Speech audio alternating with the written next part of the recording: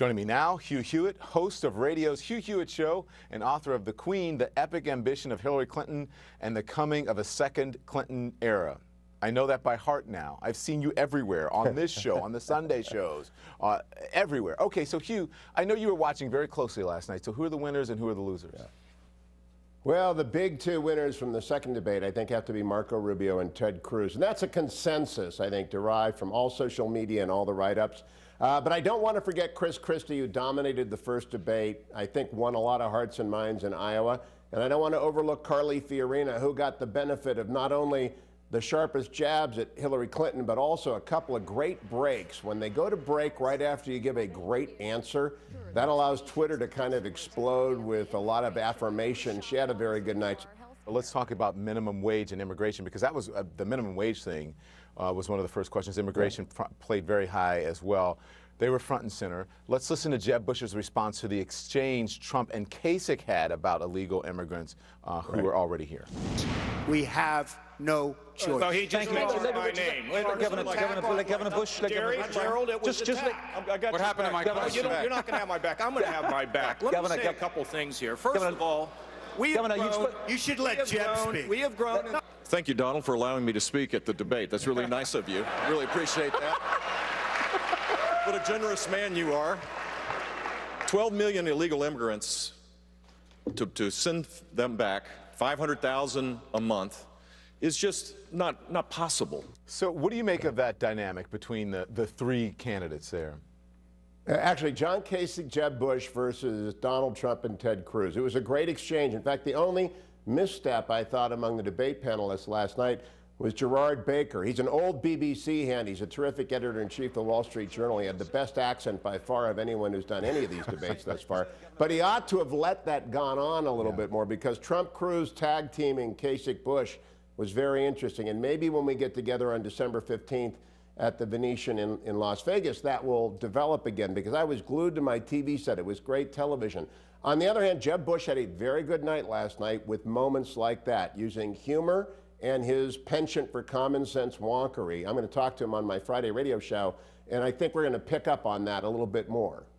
I want to know, do you think that Clinton's team, they tweeted out saying that they were high-fiving last night, but do you think Kasich and Bush are right when they talk about deporting the illegals who are already here? I think it's interesting. I think that both Kasich and Bush are right about how you talk about this is very important. And I think Ted Cruz is very importantly hitting the note about we have to be a rule of law nation. And Donald Trump has got Hillary endorsing the fence. So Donald Trump won that round. This is a complicated, very, very interesting issue for 2016 that I think will go through a few iterations. But here's what they weren't high-fiving themselves about last night. A number of the Republican candidates took direct aim at Hillary's foreign policy. And I'll tell you, that trailer for 13 hours, the Michael Bay movie that ran for a full minute and a half, that's devastating to Hillary Clinton. That was the best moment the Republicans had last night. I think that the loser, I wrote this for CNN Opinion this morning for our friends over there at CNNopinion.com. Hillary was the loser last night because she looked at that stage and she said, I don't want to face a half dozen or 7 or 8 of these people. They'll take me to pieces. They'll take me apart joint and shoulder. Let me read part of your column. Very good debater. Let me read part of your column, because she was mentioned 25 times last night, at least 25 times. Okay, but you said Hillary is every Republican's target, thought by many rank-and-file average Americans to be protected by the media, and a dreadful candidate 25 years or more older than some of her possible competitors. Do you think that the candidates' ages are significant? Oh, yeah, I think we see the inversion of 2008.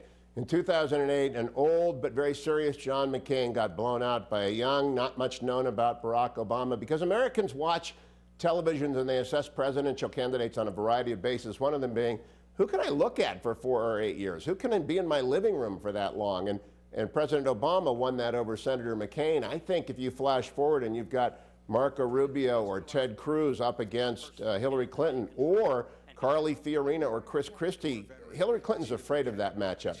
Listen, let's move on and talk a little bit more about the Democrats without the Republicans. So there's a debate this Saturday night. They're holding pattern, Republicans holding pattern until now, until the CNN debate on December 15th. I should say they're in a holding pattern. So talk about what you think is going to happen this weekend at this Democratic debate. I think they'll have a tough time having an audience next week for the Hillary and Bernie show because it's not very interesting. She is 68. He is, what, 71? They're living in the 70s. People are tired of the 70s. People don't know that they know. Chris Christie last night, Don, talked about the cyber attacks that China has launched against us. Ted Koppel has this brand new book out, Lights Out. This is a brand new, very dangerous world. Hillary Clinton mismanaged it for 4 years at state. Bernie Sanders is just not connecting, I don't believe, with anyone outside of his demographic, which are the old hippies that wish Woodstock would come back.